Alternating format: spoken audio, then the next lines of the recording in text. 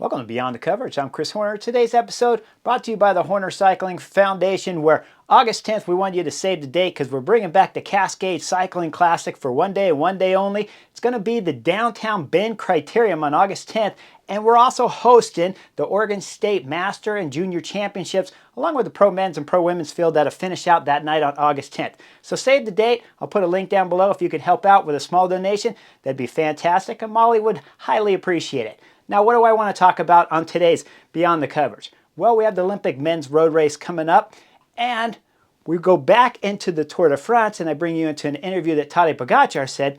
He basically said, in his words, that power is the be-all, end-all. Okay, power is the be-all, end-all, almost. Tactics are next in line. You can't just ride 272 kilometers on the front. That's what the men's Olympic road race will be on this Saturday. So you know it's not all about power. If it was all about power and your name's Tadej Pogacar, you'd be able to ride from kilometer zero all the way to the finish of the race. And we all know that's not possible. So therefore, Tadej Pogacar is wrong. But how much is he wrong? Okay, he knows and I know it requires some tactics. I believe it requires a little bit more. He believes it requires a little bit less. But at the Tour de France in 2024, when Tadej Pogacar won the race leader's yellow jersey there, for the third time in his career, he won because he had a team of 8 to start the Tour de France. He lost one guy with Juan Ayuso dropping, but he still had a massively strong team, the most dominant team in the mountains of this year's Tour de France. So tactically, he didn't need much tactics. He just needed tactic 101. Put your team on the front, ride from kilometer zero. As you go further and further into the kilometers, everybody's legs get a little bit weaker. When you start the race, almost everyone starts kind of at the same full tank of gas. Tadej Pogacar, though, burns his gas at a slower rate than everyone else. So when you get further into the Tour de France, as the guy's legs start to deteriorate, Tadej Pogacar has better form, and he says see ya in the douches and goes on and wins 4 stages of the Tour de France plus the overall for the 3rd time in his career. But now we're getting into the Olympic road race. So how does the Tour de France, those tactics that Tadej Pogacar brought up not being so important, how do they play out in the Olympic road race? Well, they're more important now, mainly because at the Olympic road race, you don't have teams of 8. You have teams of 4, and there's only 5 teams that have 4 riders on there. We're talking about, of course, there is the favorites out there with Belgium having 4 riders on there. Remco, Wout van Aert, the 2 favorites there on the Belgium team, and probably the 2 biggest favorites going into the Olympic road race, along with the other team that only has 3 riders. That's the Netherlands, and that's Mathieu van der Poel. But we start looking over at France team. They have 4 riders. They have Julian Alaphilippe. Remember that stage that Julian Alaphilippe won in the Giro d'Italia? Well, that wasn't his last win either. While we were watching the Tour de France, he was winning stages at the Czech Tour, where he won a stage there, and now he's bringing into what I can only imagine is some fine form in the Olympic road race. But again, Julian Alaphilippe, just like the Belgium team, they only have 4 riders on the team, so they have 3 teammates to look after Julian Alaphilippe. Remco and Wout have a little bit more of a complication because they only have 2 riders. They have Stuyvens and Thies Benoot to look after 2 favorites. So tactically, things get a little more complicated for Belgium because they only have 4 riders on the team. They only have 2 riders to look after 2 favorites. Now, will Remco Evenepoel ride for Wout van Aert, or will Wout van Aert ride for Remco Evenepoel? That's the other tactical problems that we have coming out of the Tour de France. Who still has legs? Wout van Aert didn't have his top form from like 2 years ago at the Tour de France. Last year he was on pretty good form at the Tour de France, but this year even a little bit less than last year. So we clearly haven't seen Wout van Aert on his top form since that crash at Dorestore-Vlaanderen. Now you got to ask yourself, where is Wout van Aert's form? You're like, Chris, he went 3rd at the individual time trial. Yes, I know he went 3rd. He had double disc wheels on doing the individual time trial, but it still didn't look like the Wout that we're used to seeing. You can argue with me, and you'd have a good point because he went 3rd, but he still didn't win. Wout van Aert on 100% form, wins stages at the Tour de France, which he didn't get this year, and possibly wins the individual time trial. Maybe at least a little bit closer to Remco Evenepoel because we know that Belgium kid can win some gold medals when it comes to the individual time trials. Okay, so now we'll start looking at the tactic game of how it's going to play a little bit different than the Tour de France. 272 kilometers, teams of 4 riders maximum. Only 5 teams have that, like I was saying. The other team, Denmark, with Mads Pedersen. He has 3 teammates looking after him. And the next team, Great Britain, have Tom Pidcock, where he's going to have 3 teammates looking after him. There is one more team in there with 4 teammates, and that's Slovenia. Slovenia, remember, they're not bringing Tadej Pogacar or Primoz Roglic here, so Matej Mohoric has a shot at winning a gold medal. Jan Tratnik has a shot at winning a gold medal. Domi Novak has a shot at winning gold medal, and their fourth rider is Luka Mezgec. Now, Luka Mezgec, when you start looking at 272 kilometers, might be a tall order to think that Luka Mezgec can win, but when you look at the other three riders, you got to believe if they play tactics as being their strongest point, because none of those four riders from Slovenia could be stronger than a Wout van Aert, a Remco Evenepoel, of course, a Mathieu van der Poel if he's on flying form. And remember, last year at the Tour de France, he wasn't so sharp. This year he wasn't so sharp. But 2 weeks, after last year's Tour de France, all of a sudden he was incredibly sharp, Mathieu van der Poel, and dominated everyone at the Glasgow World Championships, where he went solo and dropped Tadej Pogacar and Wout van Aert, who rounded out the podium there. So we start looking at this year, you got to believe Mathieu van der Poel can find form for the Tour de France, because he rode it almost exactly the same as he did last year's Tour de France, helping out his sprinter, Jasper Philipsen, win multiple stages, and then looking after himself and saving his legs a little bit fresher for the Olympic road race. But again, Mathieu van der Poel only has 2 teammates because the Netherlands only have 3 total. So when you look over at a team like Slovenia, they have an opportunity of saying, hey, we're not the favorites here. But they have 3 riders that I think can go deep into the Olympic road race. And if they play tactics as their strong point, they find ways of making Belgium have to ride 100% on the front to burn up their 2 helpers. And hopefully Remco Evenepoel or Wout van Aert have to sell out for the other, so that the Slovenian riders, they don't have to just focus on 2 Belgian riders. They only have to focus on 1. This is where big time difference between the Tour de France and the Olympics is going to play a part, because when we look at Belgium, 2 riders, when we're talking about Dylan van Baarle and we're talking about Thijs Benoot, they can't ride 250K. They can't ride, most likely they can't ride 200K just with themselves. So Belgium tactically have to start, if I'm the Belgium Olympic coach there, trying to win a gold medal here for Wout van Aert or Remco Evenepoel, I'm thinking right away we have to find other teams that can ride on the front. If you want to get rid of the chaos of what the Olympics is.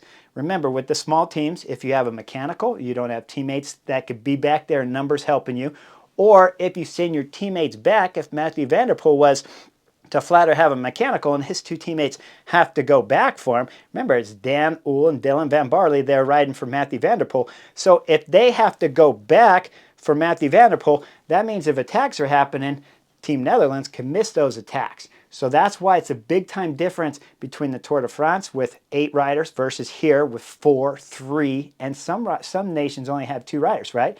But when we look over at the USA team, well, they have 3 riders. There we're looking at Brandon McNulty, who's been on flying form. If you look at his Strava, and you've watched it throughout July like I did, he was putting out massive power. You look at him at the individual time trial that they just finished last week. He went 5th at the individual time trial, so he's on flying form too. And of course, Jorgensen, he went top 10 at the Tour de France.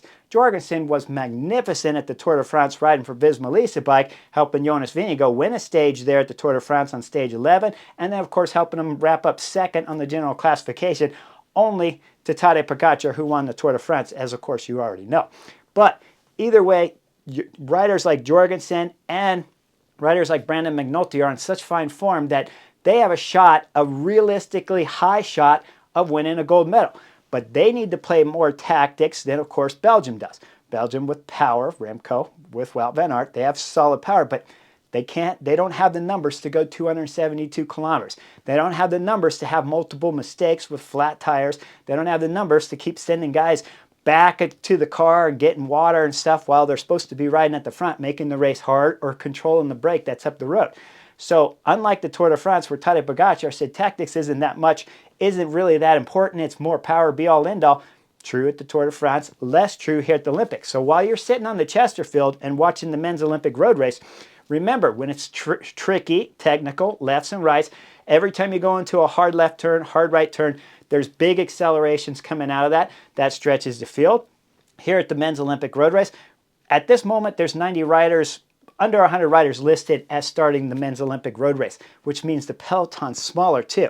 You can probably take 20 of those riders that'll get dropped in the first 100K of the men's Olympic road race just from the acceleration. So once the group gets smaller too, it becomes easier for everyone to keep an eye out on Remco Evenepoel and Wout van Aert, and it becomes easier to stay at the front. It's smoother. The fight going into the corners is not as difficult as it is when you say you're at the Tour de France, where you have 160 riders plus going fighting into all the turns and in the best form possible. Here at the Olympic Road Race, it's going to be difficult coming in the left turns, right turns, and cobbles, but because of the smaller peloton, it doesn't make the fight quite as aggressive as what we would normally see in the big one-day classics.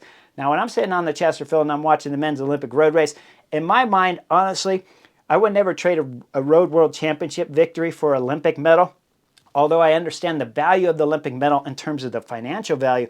But being a professional cyclist like I was for so long and understanding the sport, I know that it's more impressive to win a Road World Championship against a better quality field where you have 6, 7, 8, in my day it was 12 rider fields starting the Road World Championship. So you had a higher quality teams when we're talking about the nations versus what you have here at the Olympic road race. So if you're Belgium, you come in, you got to think, hey, tactics are super important. No matter what type of gotcha said the Tour de France, now tactics are important. I want to go find another team. I want to team up with either France, I want to team up with the Netherlands, I want to team up with Denmark, with Mads Pedersen, and I want to control the chaos starting the Olympic road race.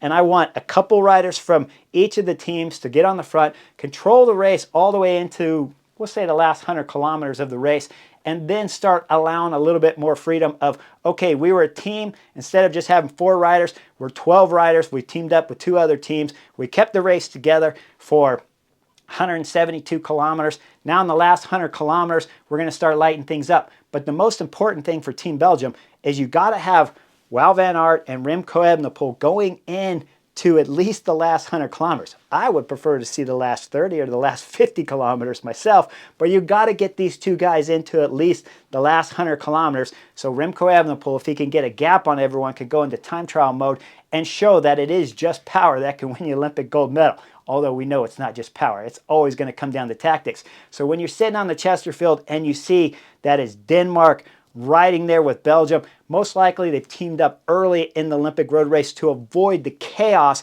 that could happen at the men's Olympic road race here on Saturday if these teams don't have themselves organized. Because if you're Mathieu van der Poel and you only have 2 teammates, you want to team up right away. You want to team up with Belgium. Belgium wants to team up with you. If you're Mads Pedersen, assuming Mads Pedersen's on form, remember he crashed on stage 5 of the Tour de France, abandoned after individual time trial on stage 7, so we don't know exactly where his form is. But if he's recovered from that crash and 100% on form, then you got to believe Denmark is willing to put their 3 riders on the front with the 2 riders from Belgium, with the 2 riders from the Netherlands, keep everything together, get it deep into the men's Olympic road race, and then see who has the best legs. Then you're going to need some tactics, but not as much tactics as if you just say, hey, we're not going to team up with anyone. It's a free-for-all from kilometer 0. Because if it's a free-for-all from kilometer 0, it's going to be a chaotic race, and anyone can win. And if I take you back 3 years ago to 2020, remember when it was Richard Carapaz that won the gold medal at the men's Olympic road race? Well, he won because Remco Evenepoel tacked a little bit too early. Wout van Aert got isolated, couldn't cover in the move from Richard Carapaz. Carapaz tactically rode it smart, followed the wheels the whole time, got a little bit of gap, rode it in, took gold medal right there for Ecuador to carry it for the last 3 seasons so far. And now it's a chance for Belgium to get a little redemption. But Belgium, if you're going to win gold, you're going to have to put some tactics into your game from kilometer 0 to get Wout van Aert and Remco Evenepoel deep in the Olympic road race. Or guess what? There's no way Belgium's coming out with a gold medal if it's chaos from kilometer 0 and we don't see teams working together. Hope you guys like my take. Hope that the Olympic road race has a little bit of control going all the way into the final 100 kilometers. Then we'll see an exciting race from the Chesterfield. Like and subscribe. I'll see you guys for the next video real soon.